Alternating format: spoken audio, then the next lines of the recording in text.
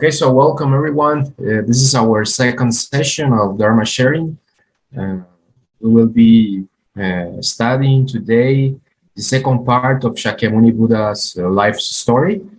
Last time we introduced, the texts that we will be using in this class.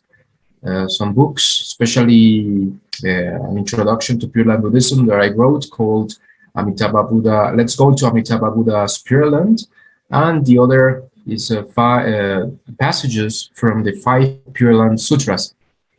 So these are the two basic texts that we will be going through.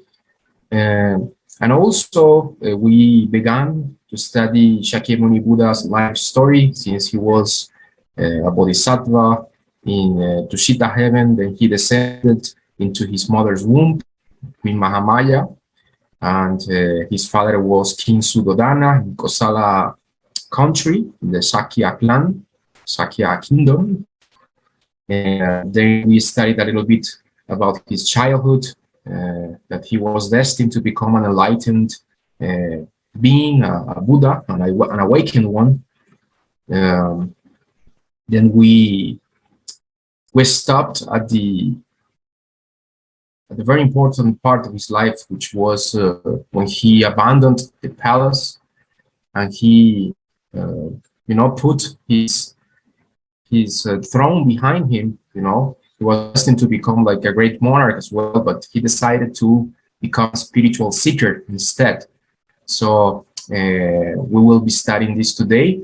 And then if we have time, we will also start to study what the Buddha taught, the basics of the 6 realms of samsaric existence, some things about Buddhist cosmology as well, and a little bit about the law of cause and effect. But let's see how time goes by. Let's see how it goes.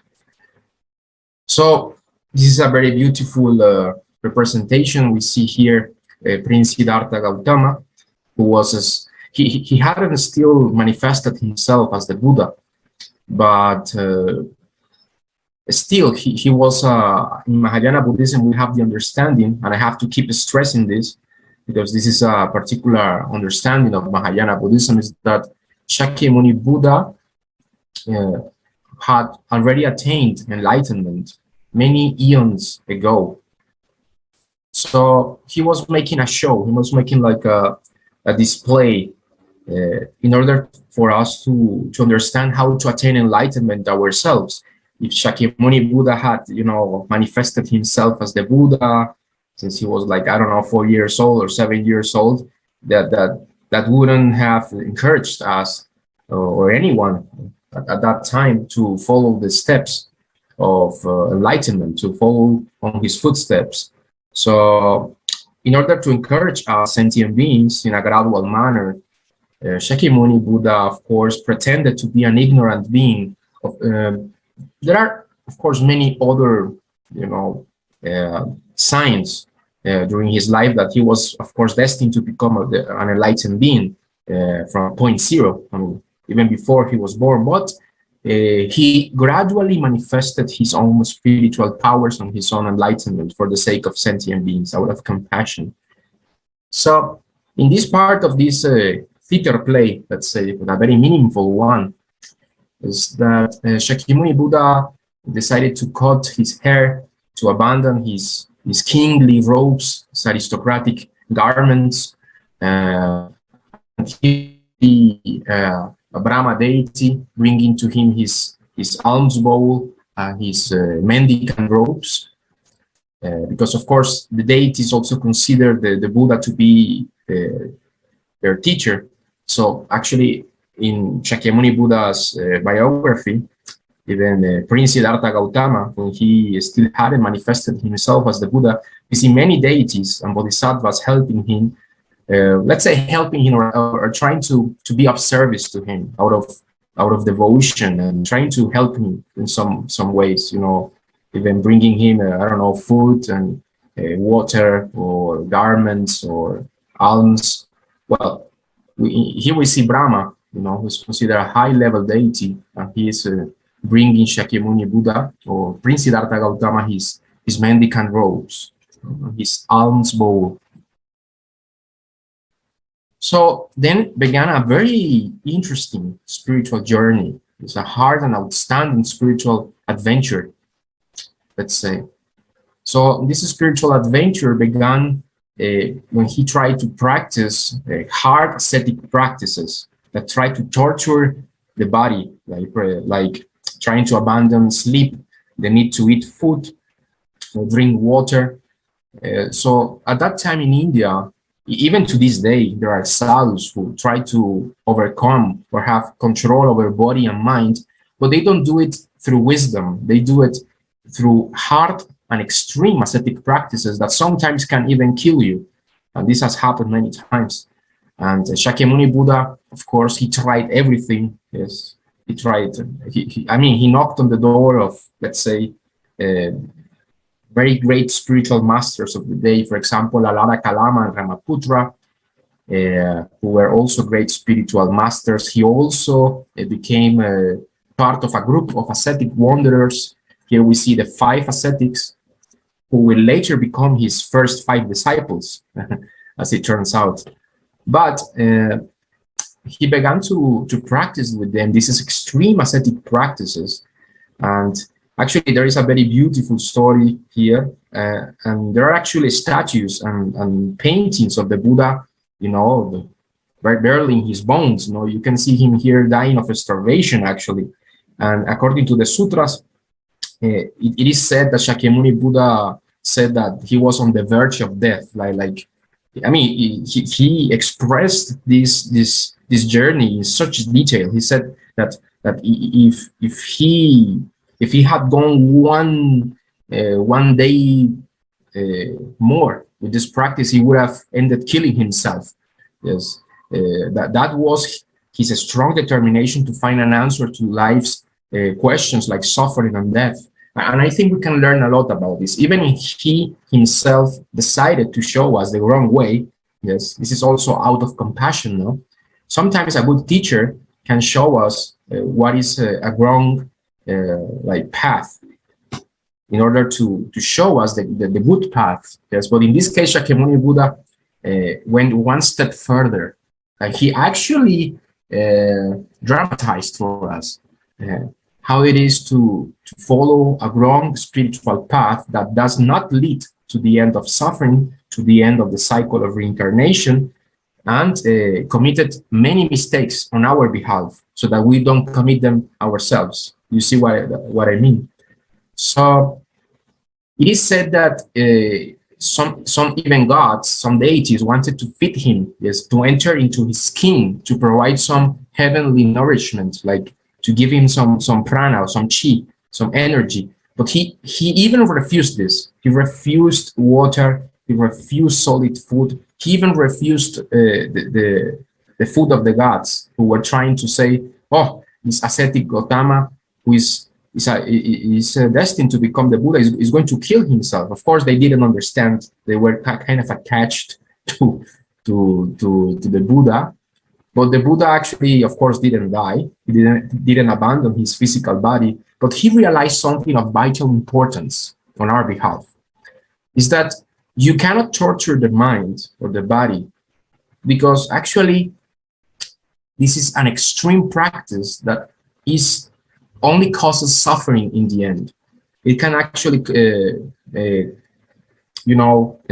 lead you to acquire some siddhis or spiritual powers, but that is only like in samsara is already like a video game, like it is full of entertainment and distractions. And if you acquire these spiritual powers, which are actually quite real, according not only to Buddhism but all other spiritual traditions, it is actually quite dangerous, because if you become intoxicated and drunk, let's say, with your own mental capacities, let's say you can fly, you can control matter with your own mind, or change the shape of your body at will. This is something that really exists, and there are many testimonies. And actually Buddhas have similar powers, but these powers are already perfected. But in samsara, there are many pitfalls. Let's say there are many dangers with these spiritual powers, because you can become addicted to them, and instead of getting rid of your ego, you end up, like supersizing your ego, which is quite the opposite of the Buddhist practice, no? And of course, Shakyamuni Buddha became aware of this, yes, or pretended to become aware of this, and he abandoned these extreme ascetic practices. He also went to Alara Kalama and Ramaputra, I think before that. And Alara Kalama and Ramaputra had attained the formless meditative attainments. These formless meditative attainments are the formless dhyanas, which are meditative absorptions that nullify the world. For example, the four heavens in the formless realms are the infinite space realm, the infinite consciousness realm, the realm of nothingness, and even a subtler realm, which is called the realm of neither thought nor non-thought, or neither perception nor non-perception. So in these cases, the spiritual practitioner, nullifies everything surrounding him, to the point where in his meditation he no longer feels the body, he no longer feels any content in the mind. So in this case, it's like trying to stop the mind altogether. And there are some spiritual schools nowadays that think that enlightenment is this. Oh yes, I attained this infinite consciousness, or this state where I was like alone. But actually, this is another level, and this is the novelty. This is the very original and profound teaching of the Buddha Dharma, is that even these mental states are still ego. They are still attachment. They are a very fancy way to get attached, of course, yes. But nevertheless, they also lead to samsara in the end. They lead to the realm of the higher gods, who live addicted to these meditative pleasures, where they spend eons and eons, let's say like in a trance, yes, and they think they have reached immortality, as it were, but still they must die, and they eventually are reborn even in the lower parts of samsara. So samsara, as we will later learn when we study the teachings, it's like a wheel. The high if you go high, then you must go down, yes, and the part that is touching the mud, the ground, will soon go up, and then the part that was clean, then it will get muddy again. So you see, it's like the wheel of a chariot. That is why the samsara is represented like a wheel, yes, because that is precisely what beings do, no? Beings are not like evolving in samsara. Of course, Buddhas want us to exit samsara, but beings normally tend to repeat their mistakes many times, over and over and again, yes, until they finally learn. But the tendency is for beings to repeat the mistakes many times, yes, sometimes to no avail. So that is the teaching of the Buddha. So he abandoned all of these teachers. Alara Kalama, he became his foremost student. He became like the even equal to the master, and he was very young, like he was below 40. At this time, he was like 32, 33 years old, yes, by the accounts of the sutras. And he also abandoned Ramaputra, became his foremost student, also abandoned him, became the most, even the best extreme ascetic, yes. And after becoming like very popular and admired by his 5 companions, then he was abandoned. He was forsaken by them. And then we see that in this picture. In this picture, we see the 5 ascetics like saying, "Oh no, we don't want to, we don't want to be seen around this Gautama guy. I mean, he's an embarrassment. Look at him. He's now after becoming the best ascetic we know. Now he's eating food, and we see that, no, he's eating like grapes and fruits. So it's like at this point in his career, in his life, in his quest, Siddhartha Gautama realized that these extreme practices were not working for him. They didn't lead to the end of suffering, so he was abandoned by his former companions. And then something very beautiful happened, and this is recorded in many sutras and stories. A woman, yes, offered the Buddha offered Siddhartha Gautama a bowl of rice, food, no? And he said, "Oh, such kindness, no? She sees me that my body is still weak. I am recovering my strengths, but she's giving me food, so I will use this food to walk a middle path." And actually, if we see this, I forgot to mention this deity, no, that you see here in like he's like green, in his skin is green, and he's playing a sitar, like something like an ancient guitar. Yes, it's a heavenly instrument that is also found in the human world. And he realized, if I play the strings and the strings are too tight, they will break. But if they are too like loose, then they won't sound. So either way, in both extremes, if they're too tight, they don't sound the strings of the guitar, of the sitar, let's say. And if they are too loose, if they are not properly tuned, they also don't sound.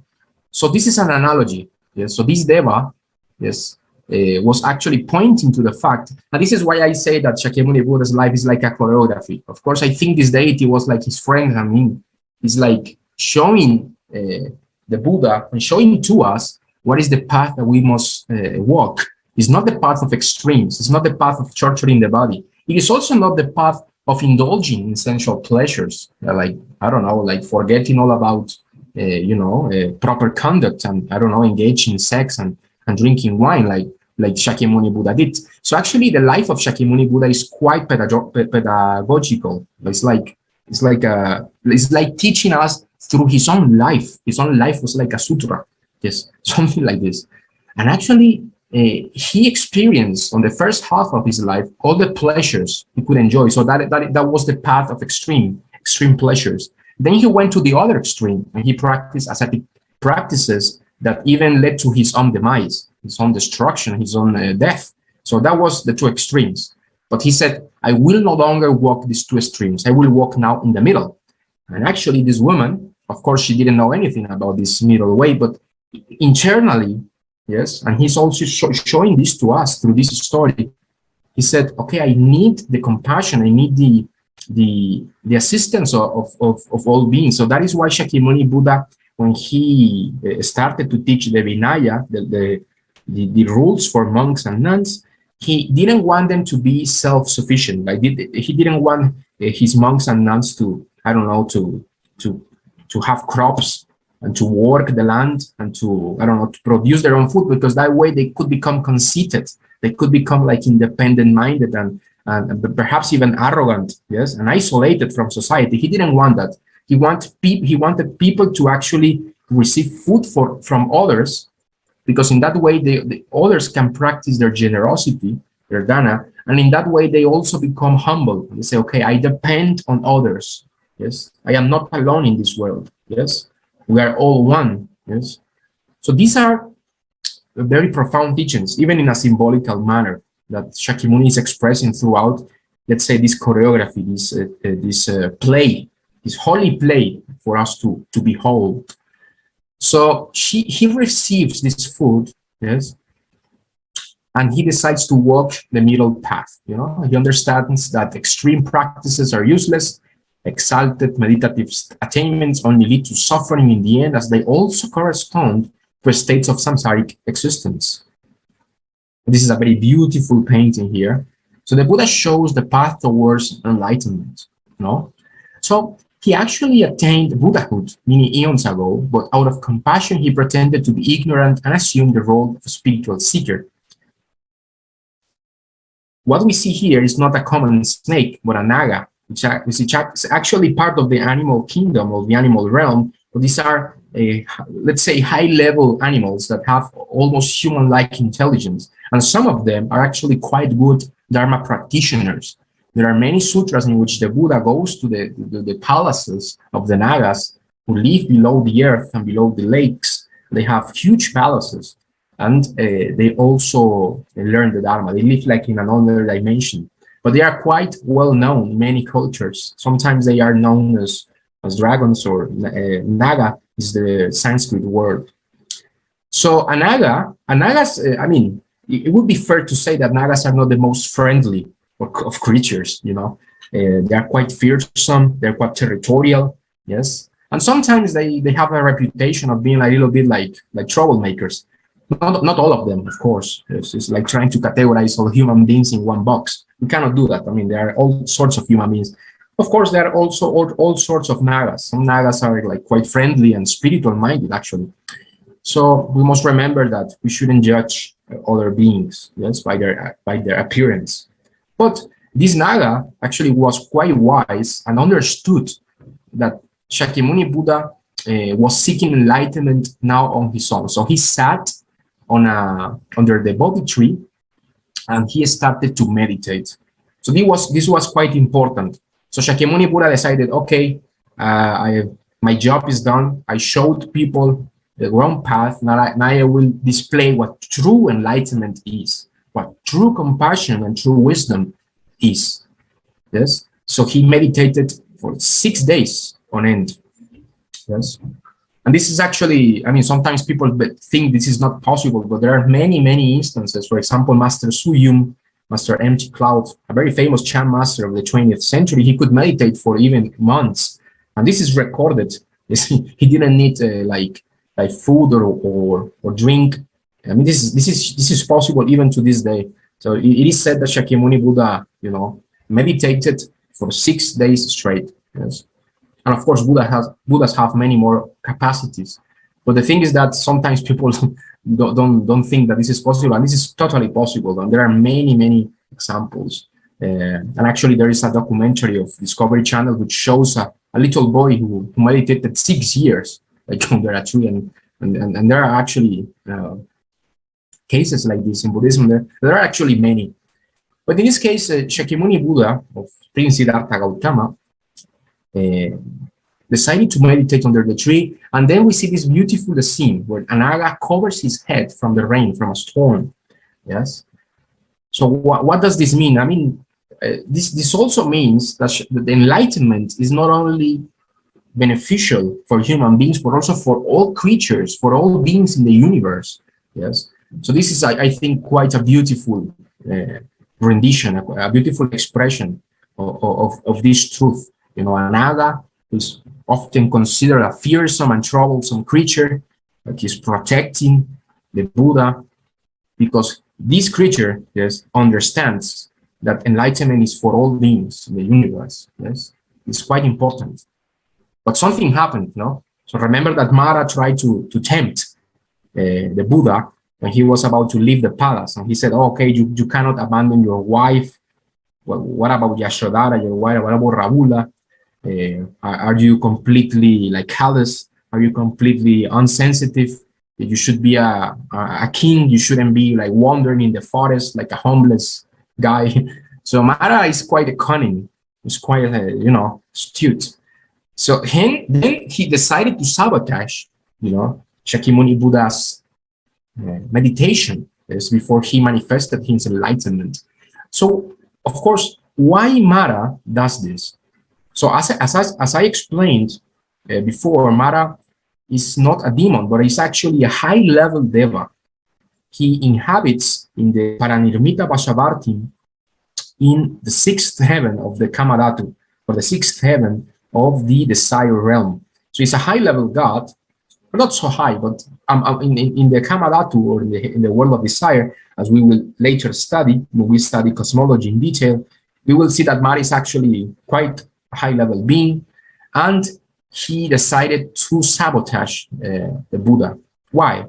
Because Mara is envious. He has envy. He's jealous of people who are reborn in higher dimensions than the one he's controlling now. Let's say that he's the guy in the movie that he says, okay, I am in prison and I cannot get out, so you cannot get out. So this is kind of childish attitude of Mara. Like, he doesn't want anybody to have more power than he does. And he's actually very paranoid when people exit samsara, because when he exits samsara, he cannot find them. Yes. And actually, according to the sutras, when many arhats attained, the small nirvana, let's say they exited samsara, Mara, it is said that he became like paranoid, and the sky sometimes became dark, and the Buddha and the people said, okay, what is that? And the Buddha said, that is Mara. Mara is trying to look for the Arahat who has just passed into Nirvana. So that is the level of jealousy that Mara has for enlightened beings. And he is trying to desperately to prevent the Buddha from manifesting his enlightenment. And he, of course, totally fails. Yes. So he is Mara here, this beautiful painting, trying to distract the Buddha with little lights and stuff, illusions. One of the characteristics of Mara is that he's a master illusioner. I mean, he can actually convince people that they are enlightened. So there are many people nowadays. So we must remember that Mara is not a tale of a bygone age. When these beings actually exist, according to the Buddha, and this being is still alive, of course, because I mean, deities can live millions of human years. Yes. So according to Buddhist cosmology, Maras are still quite active nowadays, and they like to tempt people, and they like to convince people they are already enlightened. So they try to convince them that, oh, you don't need to exit samsara, like you can use spiritual powers to control people. So they are quite good at illusions. Okay. So now we see that Mara, when he realized that his little lights didn't work, then he used like his heavy armor, like his like all the sleeves, and you know, all of the cards, yes, down his sleeves. He's using now his secret weapons, yes, like trying to manifest like these demonic armies to distract the Buddha. He manifested many demons, but the Buddha remained silent. So the Buddha remained blissful. He said, Mara, your tricks won't function. Your tricks won't work with me. How many times do I have to tell you? I mean, it's actually funny in the sutras because the Buddha is like saying, oh, Mara, like you still don't understand that I am an enlightened being, don't you? So he says, don't even try it. But he then insisted, and then he sent, according to him, like his secret weapons and his 3 daughters. So he tried to seduce the Buddha with sensuality, and the Buddha said, don't even bother with that. You cannot, there's nothing inside me you can tempt.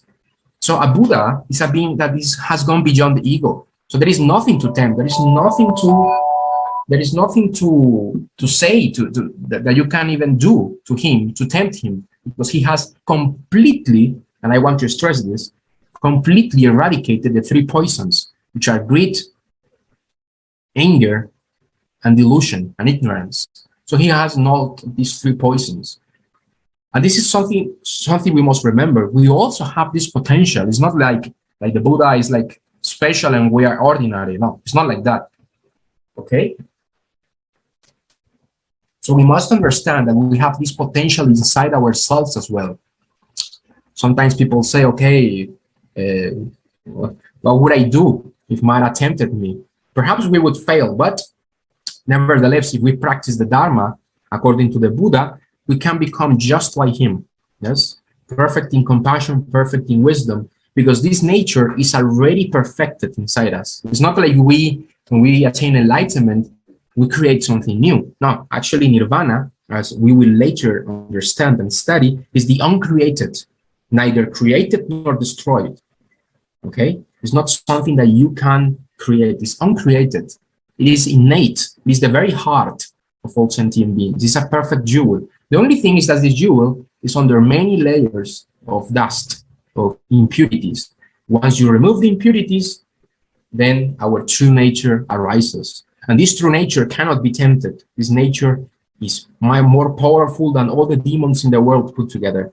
Yes, it's very, very encouraging story. So I think this is a very heroic tale. Sometimes in our culture, we like to, praise, like action figures, or I don't know, like politicians and stuff. And we say, okay, this is a hero. But actually, the true heroes are the Buddhas.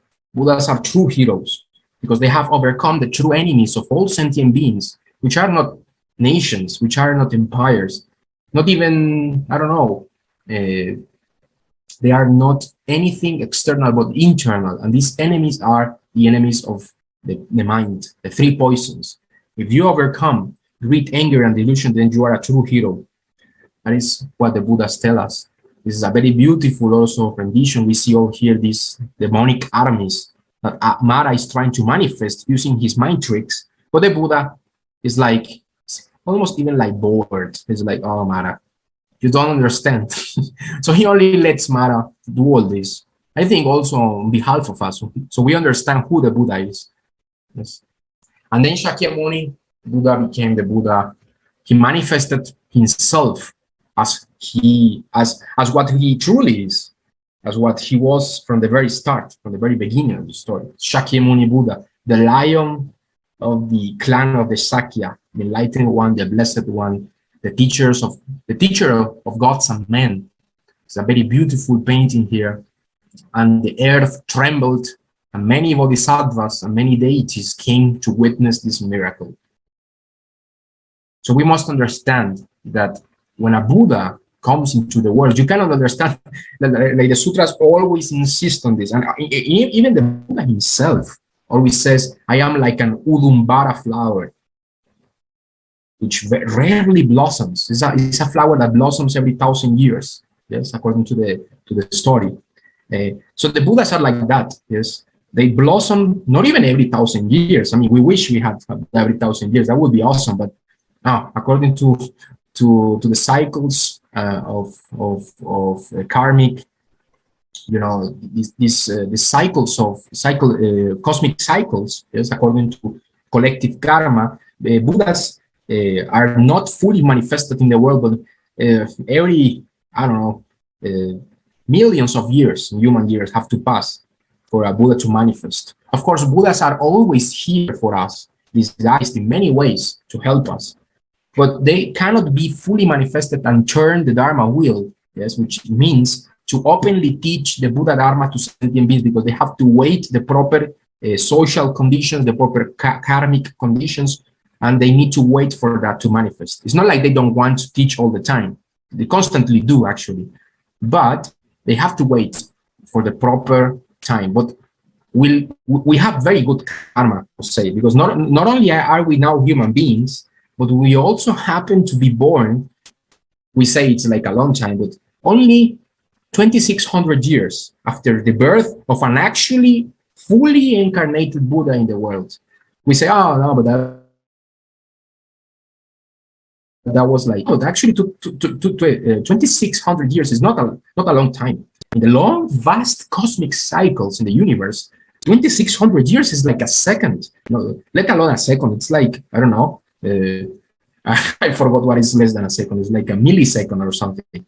Yes. So we must bear in mind the huge advantage we have over many beings in the universe who would die, who would love to hear about the Buddha Dharma, but they still can't. They still cannot. Okay. But we can.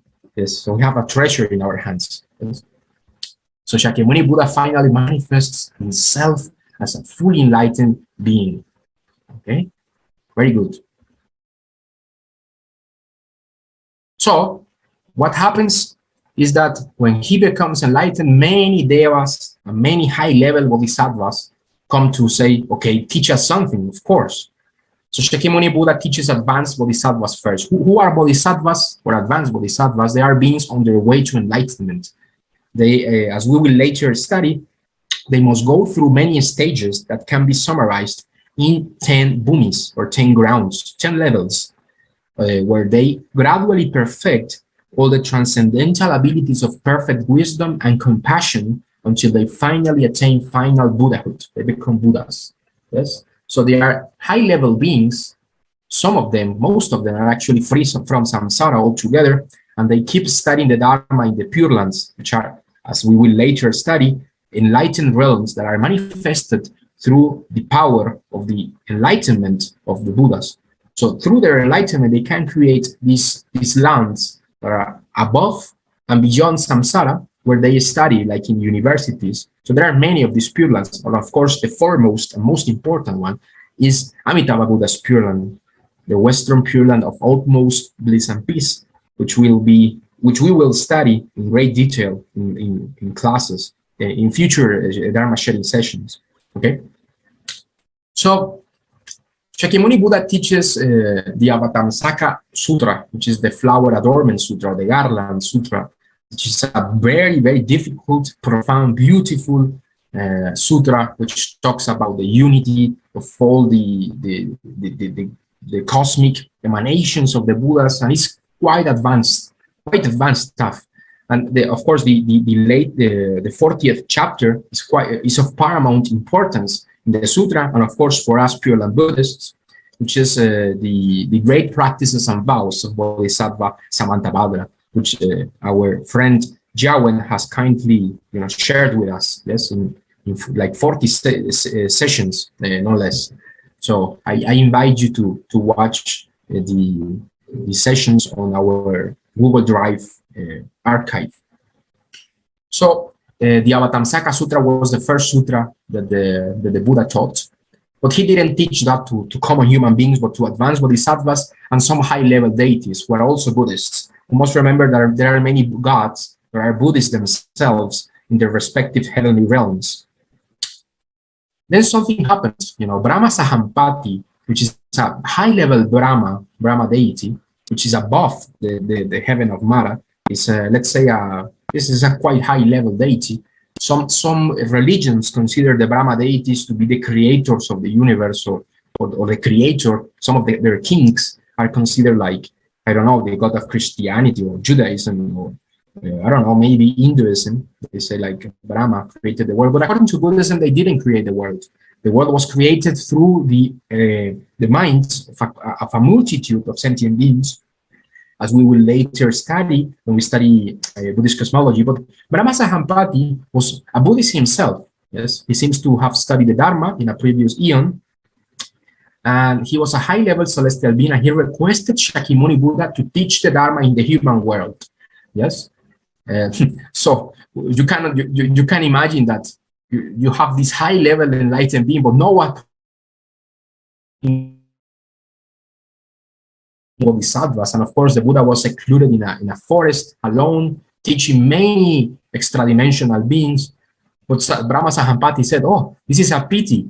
So he's now in a human body, but no human is studying with him. Yes, isn't that a pity? Of course, Shakyamuni Buddha wanted to teach, and he knew he would teach humans. But of course, Brahma Sahampati, of course, the Buddha is always giving the opportunity of other beings to help him. Why? Because if other beings interact with him in this compassionate manner, they can create good karma for themselves.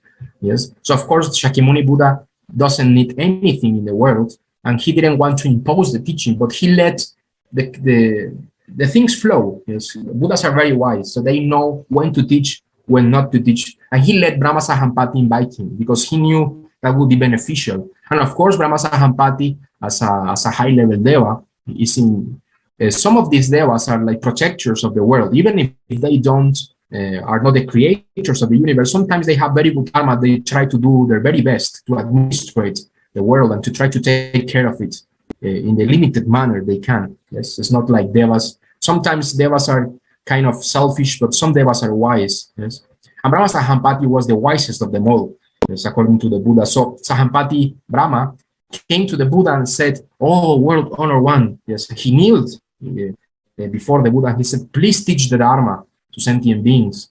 You say that the Dharma is subtle, that few beings will understand it. Yes, but please teach the Dharma for the benefit of deities and humans." Okay.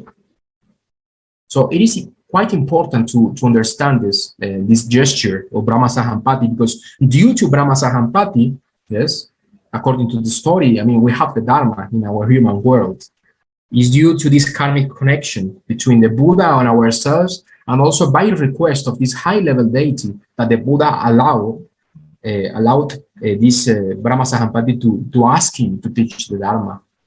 And then the churning of the wheel of the Dharma. What does it mean? That the Dharma wheel is a symbol of the unity of all the Buddhist teachings. It has like 8 spikes that represent various aspects of the Buddhist teachings, as we will later understand and study. But his former detractors, remember those guys that used to be his former companions, and they forsake the Buddha. And they say, okay, we don't want anything to do with you. You have tricked us. You have now used, like started to eat solid food again, and you are no longer torturing your body. But then Shakyamuni Buddha manifested in front of them, and he taught them the Dharma, and they realized that there was something different about him. You are no longer like this spiritual seeker, yes, but now you are a fully enlightened being. Even if they couldn't name it, they couldn't put a name on it, they could sense the strong spiritual power emanating from Shakyamuni Buddha. And so they say, okay, teach us something. It seems that you know something we don't. So that is exactly what happened. And Shakyamuni Buddha taught them the Dharma. He taught them the Four Noble Truths. And of course, we must understand he didn't teach the Vatamsaka Sutra because that would have exploded their minds. Of course, Buddhas know exactly what to teach and how to teach it.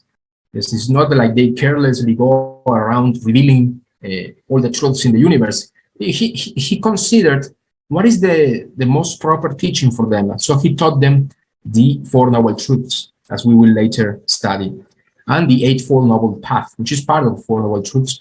He also taught the middle way. He taught them, okay, you think that extreme ascetic practices lead to enlightenment, and I say, you know, walk the middle path. That is one of the very first discourses in the human world to these low-level, ordinary human beings who wanted to escape samsara. Of course, we will later understand that there are many levels of enlightened beings. There are like arahats, pratyeka Buddhas, bodhisattvas, and then Buddhas, but that is for later. For now, we are just examining the basics of the story. It's a very beautiful painting. I really love these images. I get very excited just looking at them. So what is that? This is Shakyamuni Buddha accompanied by a host of high-level deities, I think from Trayatimsa heaven or Tushita.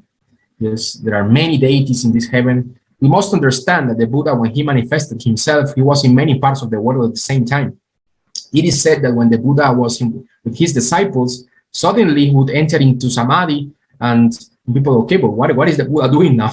And then Shariputra and Mahagaujajayana or Ananda said, okay, no, he's now gone with his mind body into the heavens. He's now preaching the Dharma there, so don't bother. And sometimes the high-level disciples who could travel to the heavenly realms by using meditation skills, they could accompany the Buddha. This happened many times. It's quite amusing, because sometimes some of the advanced humans that could go to the heavens with the Buddha, they also would accompany him and listen to the Dharma, but not in the human world, but in the Deva realm. So here we see many deities who understood who the Buddha was. Yes. So Shakyamuni Buddha teaches many celestial beings in several heavens like Trayatimsa and Tushita. And later we will understand that he actually taught his mother there, which is actually the paramount, let's say, like how to put this. It's like the most beautiful expression of filial piety. Yes, is to lead your own mother to enlightenment.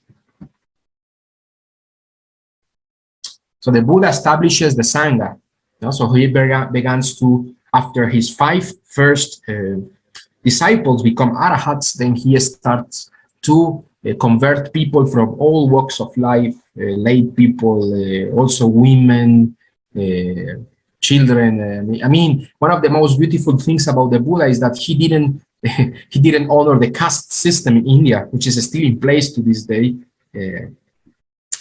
He considered all beings are the same. All beings possess Buddha nature. All beings are equal. Yes, if you are born as a slave, you can become an arahat, and the king can even be born in hell. Imagine this. The king is not like if you are born as a king, and oh yes, I am better than you. No. If you have a slave, let's say at that time there was still like some kind of a slavery, and the Buddha was strongly against the slavery. He was strongly against discrimination of women. He was so advanced for his time, and that is why we say he's an enlightened being, because he didn't have anything to do with this culture he was born in, who's had many problems, you know, so many fanatical aspects, discrimination against women, against children, against caste system. If you were born poor, you weren't supposed to study the Vedas. whereas like the holy scriptures of ancient India in Sanskrit. But the Buddha was against all of that. He said, okay, the Vedas are not authoritative, are not the authority. Your authority should be logic, should be reason, should be your meditation, should be the Buddhist teaching. He liked people to question him. He constantly, in a sweet and a very convenient manner, he corrected many wrong points of view, like, for example, nihilism, like the notion that we are only our physical bodies, we are only, that there is no rebirth, there is no reincarnation. I mean, you wouldn't believe it, but there were already materialists at the time of the Buddha. There were many people who were very scientific minded. They said, okay, show me reincarnation. He said, you cannot understand the Buddhist teaching if you don't accept the concept of rebirth. And he strongly opposed those who also taught about the notion of a creator deity. He said this is also a wrong notion, but he always did it with compassion. He never used harsh speech. He always used a mild voice and always tried to teach beings with love and compassion. And many beings became his disciples. Okay. He establishes the Vinaya, which is the rules of conduct for monks and nuns. I mean, these rules they have things like never to touch gold, never to eat after noon, uphold the 5 precepts, which we will study: don't kill, don't eat, don't steal, don't lie, don't engage in sexual misconduct. And for monks and nuns, of course, you are forbidden to have sex or to have a wife or a husband. And he had many rules. I mean, the Vinaya has like hundreds of rules for bhikkhunis, nuns, and for bhikkhus, for monks. And these rules are tailored or created to purify the mind. Of course, we cannot forsake those we love or those we have strong karmic connections with. And the Buddha didn't abandon in the end Rahula and Yashodhara, his wife, and many of his cousins. There, of course, if you read the sutras, you will realize that almost all of this family became arahats or became a great bodhisattvas. He returned to the Kosala kingdom and to the Shakya clan, and he converted many of his family. Yashodhara became his disciple, Rahula as a boy, many of his cousins, uncles, aunts. He preached the Dharma not only to monks and nuns, but also to his relatives, yes, including Rahula, his son. There are beautiful sutras that include Rahula and his recommendations to live a moral life. Yashodhara became also a bhikkhuni. He also teaches many lay people, like merchants and aristocrats. And actually, for example, Anathapindika, many wealthy merchants, they donate temples and beautiful gardens, yes, like Jeta's Grove, where many of the great sermons of the Buddha are preached in these gifts that these wealthy merchants give to the Buddha. Of course, the Buddha was very clever. He understood that he needed the support of these wealthy people, and these wealthy people also have very good karma. So they donated a lot of money to not to the Buddha himself, but in the form of gifts for the monks, for places to practice the Dharma. Also provided food with the basic necessities of life and protected Buddhism. Later on, Prince Ashoka became actually the symbol of India. Is the symbol of the will of Prince Ashoka, which was considered the greatest, aristocrat, the greatest monarch in Indian history, because he was Buddhist. This was like 200 years after the Buddha's passing into parinirvana, when he abandoned his physical body. But this legacy of wealthy merchants and monarchs who became Buddhists persists to this day, and actually also in China, many emperors in the Tang dynasty and also other dynasties, they became also Buddhists themselves, and they had very good karma to spreading Buddhism itself is good karma. And if you are a monarch, you are in a position to help your people, So the Buddha understood this, and it's also very good to understand. So the Buddha teaches people from all walks of life, social level. He teaches that all beings have Buddha nature. What does it mean? We will study this in classes in the future, but this is the potential to awaken and also become Buddhas like him. So we all have this potential ourselves. I must insist on this point, because we can think, oh, the Buddha is like good, I am bad. The Buddha is perfect, I am imperfect. Well, maybe so, but we also have this potential ourselves. It's like a seed that is looking at a big tree. Imagine a seed that is, I don't know, a bird, a little birdie can eat for dinner. But this little seed can become a huge tree that can provide shade and fruits for countless animals in the woods. So we are also like this seed.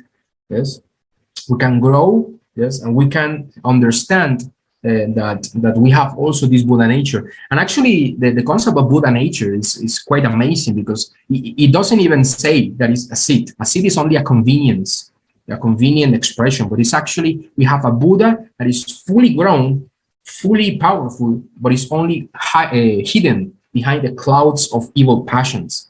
Yes. So this is very hard for us to admit, but we have this potential ourselves, and we have this Buddha inside of us, in fully enlightened one, with all these powers, the same powers as Shakyamuni Buddha. So even high-level bodhisattvas, it's not like they are growing. It's more like they are removing the dust. So it's like the example of the jewel. You take a jewel and you remove the dust. So it's not like by removing the dust, you are creating the illumination, you are creating the qualities of the jewel. No, the jewel is already shining. It's already perfect. The only thing you are doing is uncovering it, revealing it. So that is the beautiful teaching of the Buddha, is that we all have this potential.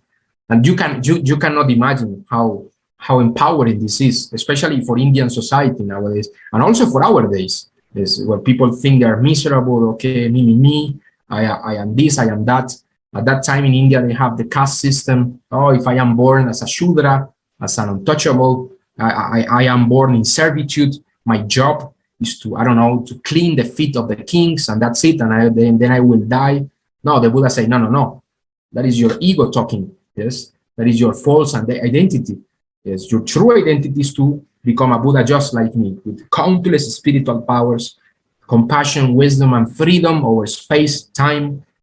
I mean, the message of the Buddha is like, should send shivers down our spine. It's like, I don't know, it's like the ultimate message. And this is proven in history. That actually, as we will later learn, this is the Buddha teaching the Devas in Trayatrimsa.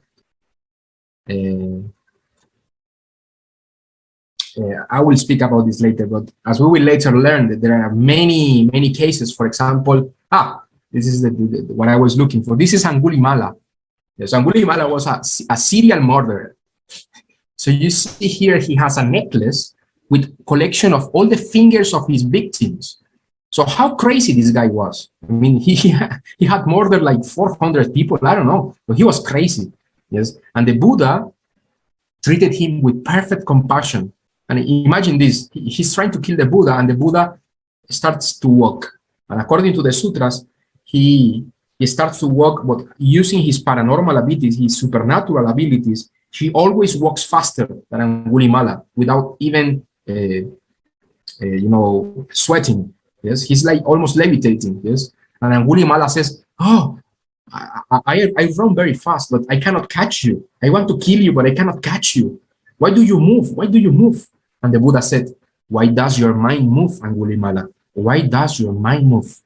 And then Angulimala, like this question, like broke him into pieces. It's like this single phrase, of course, not the phrase, but the person who is uttering these holy words is saying, "Why does your mind move?" And then Angulimala broke into tears. I said, "Oh, yes, I will follow you. I will become your disciple." And then Angulimala became an Arahat. Can't you imagine this? From a serial murderer into a holy being that is above samsara. So it's incredible. This is something that only a Buddha can do. A Buddha can transform, dirt into gold. Yes, and of course, even Angulimala has Buddha nature, and the Buddha understands this. Yes, understand this in a profound manner. And of course, the Dharma is not only for humans, as I told you, it's also for animals. And this is a very beautiful story. Yes, a very beautiful story. This is Devadatta, who is the Buddha's cousin. He's actually very evil. He was very jealous of the Buddha. He had, I don't know, Devadatta. I think Devadatta is the person with the most evil karma you can know. I mean, he knew the Buddha in flesh, but he was still determined to kill him, determined to sabotage him. He's like, I think he was possessed by Mara or something. And I think Mara, I think there are sutras who say that he was possessed by Mara or something. But let's say this Devadatta, this enemy of the Buddha, he gave alcohol to this poor animal, to this elephant. And of course, you know, elephants are quite popular in India to this day. And at the time of the Buddha, they were like dogs. They were, I mean, there were so many elephants. So India, and sometimes they caused problems. But Devadatta gave alcohol to this Buddha, and this Buddha was terrorizing the village. He was trying to kill the Buddha and kill the Arhats, kill the people in the village, and the Devadatta was like laughing. But the Buddha used perfect compassion, and he touched the forehead of this animal, and the animal kneeled in front of him. Yes, beautiful. So there are also beautiful stories with monkeys, with tree spirits that the Buddha used compassion to calm them down. No? So the Buddha's message is also for all sentient beings. This is not spoken in the sutras, but I imagine that the Buddha also gave sermons to animals, to all levels, in all levels of existence. Yes, he gave teachings according to their level of mind. So he preached the Dharma to countless beings, Nagas, humans, Devas, for almost 50 years. The Sangha grew. You know, the Sangha is the Buddhist community. Yeah, from a few hundreds to thousands of monks and nuns, thousands upon thousands. He always taught with wisdom and compassion, solving doubts and promoting harmony in the Sangha. He taught in many ways according to the capacities of the audience. So he taught bodhisattvas, he taught arahats. We will now, after this class, we will study the content of the teaching. For now, we will just examine the beautiful life story of the Buddha. It's a very beautiful painting. The arahats, or the disciples of the Buddhas, surrounding him like thousands. And it is said that the Buddha spoke a sermon, and suddenly all the audience would get enlightened. Like not only 100, but 1,000 people at the same time, yes, just by hearing his words. Yes, that was the level of his spiritual power. Sometimes Buddhists commit a very common mistake nowadays. And they say, okay, the power is in the Dharma. Of course, the Dharma, the teaching of the Buddha, is of paramount importance, but it's also the Buddha himself with the Dharma. It's like, let's try to compare this to a violin. Like, for example, an Stradivarius violin. This is like the Dharma. It's a beautiful instrument, yes? But in the hands of a master, this Stradivarius violin can sound and can melt your heart. This is the Dharma. The Dharma is like a violin, of course, but you need to know how to play it, how to apply it. Then you need a master for this. So that is the importance of Buddhist teachers, of good Buddhist teachers, good Buddhist masters throughout history, like Nagarjuna, like Shantideva, yes, like Asanga, like Tsongkhapa, Milarepa, like Huineng, like Shandao. Yes, all of these great masters, they knew how to play this violin. And of course, the beings who play this Dharma violin the best are Buddhas. Yeah? So when a Buddha preaches the Dharma, it has power, you see? And this is what this image is telling us. This is the Buddha teaching Shaka, one of the kings of the Triatimsa heaven, and a Brahma Deity. You see, the Brahma Deity has 4 faces. It's represented like this because it is said that Brahma can look throughout the universe, and he has a good eyesight. Of course, the Buddha can, of course, like watch the whole universe because he has omniscience. He has the power to use meditation and look even in places where Brahma cannot see. But Brahma still is considered to be way more advanced than ordinary human beings. And also Shaka, the king of the Triatimsa heaven. We will study about all of these levels of heavens in Dharma sharing sessions in the future. Okay, so this is now like a prelude or an introduction to general. So he descended So the descent of Shakyamuni Buddha from Triatimsa heaven after he taught his mother and the Dharma there. Actually, a few weeks ago, we were celebrating this in the Buddhist world. No? This is celebrated in Tibet, I think also in China and Thailand, many Buddhist countries, traditional countries in which the Dharma is studied. They celebrate this beautiful scene, this marvelous scene in which the Buddha, of course, we know that the Queen Mahamaya died 7 days after he gave birth to Prince Siddhartha Gautama, to the Buddha. But this was actually good karma. She then ascended to Triatimsa heaven. He became a Deva there, a male Deva. And then we see this male Deva, his mother is the Deva in red. That is a little bit, it is the Deva that is most near the Buddha, not the one who is playing the musical instrument, but the other one. Yes. This Deva in red is his mother, yes, who remembers her past life as Queen Mahamaya, but she's now in Triatimsa heaven, and the Buddha said, I will fulfill my filial piety, and I will go to this heaven and teach the Dharma to her and to all the deities there. So imagine, this is true filial piety. I mean, you can take care of your parents all you want, that's good, you should do that, but if you teach them the Dharma, that is better, of course, because if you teach the Dharma, you will teach a person how to exit the cycle of reincarnation, and you will provide eternal happiness and eternal bliss to that person. So what can be better than the gift of the Dharma? So then when he ascended to Triatimsa, then he descended upon the stairs, and then Shakyamuni Buddha descended from Triatimsa, and this is recorded as one of the most important parts of Shakyamuni Buddha's life. He was accompanied by many deities. Shakyamuni Buddha accompanied by Ananda and Shariputra. This is, I think, a painting in Buddhist style. We talk about the existence of innumerable Buddhas in many world systems, one of which is, of course, Amitabha Buddha, which is praised by all other Buddhas due to his great compassion. So we will understand this as we understood previously in the class. There are many Buddhas in the universe. There are many Buddhas. Then the Buddha decides to abandon his physical body, and he attains parinirvana. He exits his physical body, and of course it was like a play for us, because of course Buddhas are one with the cosmic body of the Dharmakaya, which is the supreme reality beyond names and forms. But he decided to abandon this physical body. Someone offers him spoiled food, and he takes that willingly. He says, okay, now I have completed my mission in this world. I will abandon this physical body, which is now quite old. I no longer need this human body. I will continue my compassionate activity. Remember, when a Buddha abandons a body, it's not like he's now like out of a job, like he's like jobless, like unemployed. No, he's actually now going to another world system. Yes, and actually Buddhas can teach the Dharma in several world systems at the same time. Yes, so the Buddha is now preaching the Dharma in another planet, in another dimension, in other world systems. So that is what happened to Shakyamuni Buddha.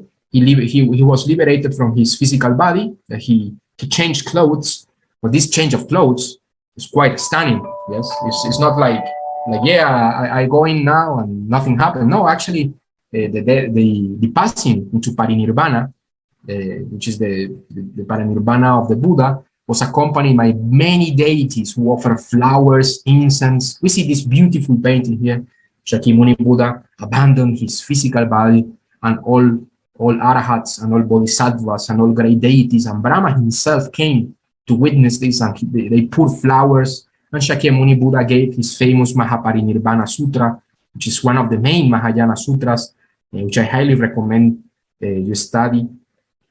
Perhaps we will study this sutra because this sutra talks about the Tathagata Garbha, talks about the Buddha nature inside all beings.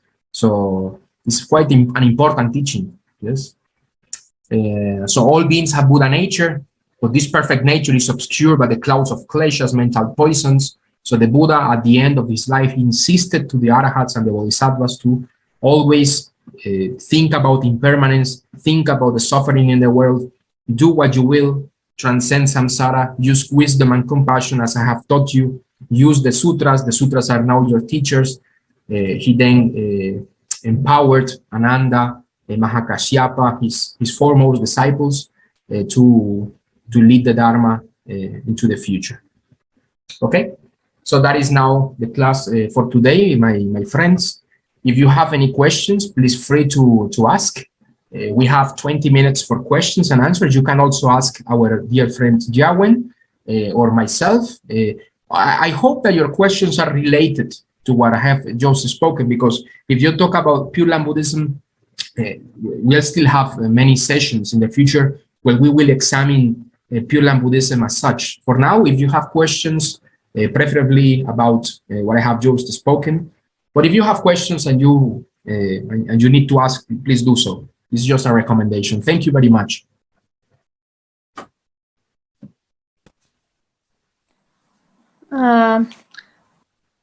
Okay, Amituofo, Jiahan.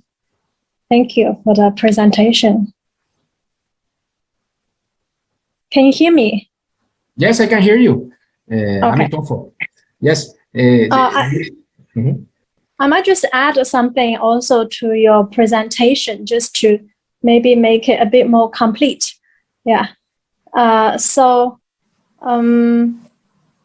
Just for some people, if you study Chinese Buddhism, there's also a record in China. Like if you hear talks from Chinese Dharma masters or Master Qing Kong, or Master Renshan, you'll also hear like another record of Shakyamuni Buddha. It's like he left the palace at the age of 19 and then realized enlightenment at the age of 30. This is just, there's this record in China. So if you hear some Chinese masters, they will also say it like that. But it doesn't really matter so much. Like international. Yes, there are some discrepancies. Sometimes people say it was like he won when 25, 24, some say 19. Yeah. I don't know. Yes, the thing is that he was still very young, no? When he manifested himself as the Buddha, he was like below 40 for sure. Yeah. Yeah. And also in Chinese Buddhism, right, Mahayana, we say that he sat under the Bodhi tree for 49 days. So yeah, he first realized enlightenment and then later expounded the Avatamsaka Sutra, maybe like 21 days to expound the Avatamsaka Sutra. But actually, the sutra that is true. Yes, I forgot. Yeah. But actually, the sutra goes for infinite kalpas. It's just a way of convenience to say that. And also, this is also from Master Renshan's Dharma talk. It's that, low Mara could also very well be even a transformation of a great bodhisattva who comes to test the Buddha, Yeah. Yes. I think that I have heard this in Mahayana circles. Actually, some people also think that Devadatta was also like a bodhisattva. Oh yeah, Devadatta, it is. Actually, if you read the Lotus Sutra, actually a lot of the sort of evil people that we see like in the Buddha stories, they could very well be just a performance of bodhisattvas. I also believe this. You go and read a chapter in Lotus Sutra, it talks about that. And then the Buddha called Devadatta like he's a great advisor and how he helped him to realize enlightenment a long time ago. He's a great bodhisattva, actually, who came back to perform this kind of act. You need to have both good people and bad people in the show to make it complete. Of course. This is what I like to say, that Shakyamuni Buddha's life was like a holy play, a holy theater play. And when the Buddha came down, not only he came down, usually, so in Buddhism we say when a Buddha was born in the world, 1,000 Buddhas come, right? 1,000 Buddhas come and lots of bodhisattvas come. So all of them all came down together to perform together. Like Queen Maya was also actually a great bodhisattva and who vowed to always be the mother of Buddhas. So she actually gave birth to all the previous Buddhas, and after she gave birth to Shakyamuni Buddha, of course, she had completed her mission and then she ascended to the heaven. But she is actually also a great bodhisattva, or even actually a great Buddha who just came here to be a bodhisattva, who just came here to act as the Buddha's mother. For all the previous Buddhas, she also gave birth to the Buddha. So it's really interesting. And this is the same with, Yes, it's really interesting to know that. If you read all this Mahayana Sutra, you start to know, oh, this is just all the role play that was sort of arranged. Like this include like great arhats, like Buddha's senior disciples. All of them were actually bodhisattvas who came back just to play the role of arhats. Yeah, like Shariputra, like all those people. Yeah, so it's really fascinating. It's fascinating because his life is so well. I don't know. It's a beautiful story. That is why I admire so much the story. And of course, this story, if it's so beautiful, it is planned. It is planned. It is planned. Even those beings, those rich people who gave him the garden and all that, all of them, they all came down together with the Buddha to play this show for all of us to see. Yeah. Yes. I of course, yes, I have heard about this, but for new students, I like to keep it like to for them to understand the basics. Yes, if you tell them this, they were like, whoa, like too much. But yes, tell them the insider. But that's okay. Yes, of course, that is quite beautiful, and I share all of these Mahayana points of view. Actually, there's another beautiful story that actually when Shakyamuni Buddha went out of the castle and he watched the death body, all of these actually were like devas or bodhisattvas who converted his bodies so that the Buddha could see. So everything was like production, the cast, were like all bodhisattvas and devas. Yes. Yeah, and also you mentioned the 10 bhumis, the 10 grounds. So in Bodhisattva paths, actually there are 51 stages, or the 52 stages, the 52nd being the final Buddhahood. So the 10 bhumis, 10 grounds are really like the final 10 stages. But before that, there's also 10 stages of strolling, 10 stages of practices, 10 stages of transference, and then 10 stages of ground. That is like a simplified way to say, yes, but it is 52 in reality. Yes, there are many levels. Yeah, actually, also a way of convenience. 10 grounds are like the final ground, final 10 are really already so high a level of enlightened beings. Yeah, and actually Shakyamuni Buddha is still on earth. Like he had not left. Like he is still actually exporting the Dharma in India. If you read the Lotus Sutra, I highly recommend people read. If you want to find out all these insider stories or secrets, Lotus Sutra, the chapter on the true lifespan of the Buddha, and the Buddha tells you he is still now expounding the Dharma in India, but in a different, could be in a different dimension that we cannot see. He also could have incarnation in China or different parts of the world. So he is actually still on earth and still in the Sangha world, in all different world systems. Yeah. So Buddhas, they can have the ability to teach not just one Buddha land or even hundreds of thousands of Buddha lands. And this is actually the true state of the Buddha. We could not imagine. And also when Jiahuan said, the Buddha extinguished all the greed, anger, and ignorance. Actually, an arhat already extinguished that. A Buddha is actually, so much more than just only extinguish all the developmental states, right? No attachment, no separation. They really, it's indescribable. The true state of the Buddha, and we cannot actually comprehend with the limited mind. Actually, in our next session, I plan to to do the best I can to share with you the abilities of a Buddha. Because there's a lot of differences between. A lot of people don't know. Yes, Buddhas have many abilities. It's not like they have, as you say, it's not like they are only, they got rid of the poisons. No, that's a very low level. They have to actually master all of the abilities of the Tathagata Garbha. They know how to use their Buddha nature. They can create Pure Lands. It's like they have a lot of abilities. Indeed. Yes. So yes, maybe for next session, we will examine a little bit about Buddhist cosmology, about the differences. We have many things we can talk about. So I'm very happy to share. Yes. Yes.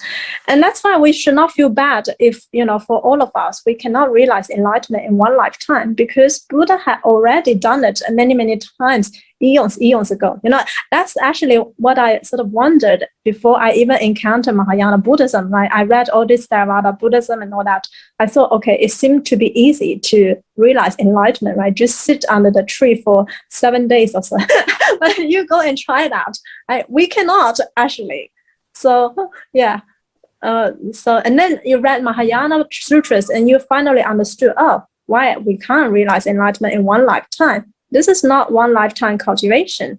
And he had already done that. Like also in the Lotus Sutra, Buddha already revealed how long ago he realized Buddhahood. And actually, he could not even tell you the exact number because it was just too long ago. And he gave a metaphor in the Lotus Sutra. It was like, I don't know if I could remember this metaphor so well. It's like if you smash all the trichiliocosm into dust mold, like if say imagine you smash all this 3,000 great thousand world system all into dust molds, and then you have this great amazing bodhisattva who carry all these dust molds on his back. Just an imagination. This is a metaphor given by the Buddha. And then you travel to, I can't remember, like 100, each of 100 Buddha lands, or how many Buddha lands, and then you drop one dust mold and you keep traveling like this for countless eons of kalpas. And even that, like the time he realized Buddhahood was even billion-fold, countless eons kalpas ago than that. So it's unimaginable. The true state of the Buddha is only when we keep deepening our study in the sutras, then we slowly when you expounded shared with us the Vatamsaka Sutra, the great practices and vows of Samantabhadra Bodhisattva is all inspiring. It's like incredible. There's so many abilities, and of course in the Pure Land, beings develop these abilities gradually. But yes, there are many things to be said about the capacities of the Buddha, and perhaps in next sessions we can go into them. But I want to keep it simple, maybe go with the basics first, like 6 realms, like karma, so that people understand the basics, and later we can understand the Mahayana concepts of infinite world systems and all the abilities of the Buddhas. Yes. Oh, and also I'd like to add, the incarnation of Shakyamuni Buddha also in China, actually, a lot, actually, like Master Zhizhe, like Zhizhe, Zhiyi Dashi Master Tiantai, is very much regarded as the incarnation of Shakyamuni Buddha. So actually, Buddhas had never left us. He has always been here. And it's when we're lucky enough, we may be able to see him. Or, even if he may be in front of us, we may not be able to recognize. But the Buddha is still very much here to explore the Dharma, and so are all the other Buddhas and Bodhisattvas. So this is really... Yes. They are always the Mahayana Sutras and also the Vajrayana tell us they are always in disguise, helping people, like I don't know, they could be even a lawyer, even non-Buddhists, like people in other religions, even things like this, inconceivable things. They could teach the Dharma. Yes, exactly. If you read the Guan Yin, like Universal Gate of Guan Yin, then you will know that this is the same with Guan Yin. They can in all kinds of forms, So really incredible. Yeah. Yes, indeed. There are beings in other religions, for example, even in Christianity, where you look at them and they are quite advanced for their age. For example, there are some saints that are vegetarians in a time of Europe where people they all eat meat. So you say, oh, maybe you can wonder if they were actually bodhisattvas in disguise or Buddhas, because it's like they always help people according to their capacities. Yes. Yeah, actually, Master Chin Kong said in his Dharma talk, and also he said, a Japanese monk said, like all the sort of religious leaders in the world could very well be transformation of bodhisattvas. But anyway, we don't know, but this is also, some people say that. Yes, as well. Could be. Okay, could we, do you have any other questions, people perhaps who are there, or? If not, we could do like another like a little prayer that I like to do after this little prayer here. I also do it for myself, but if you can, sorry.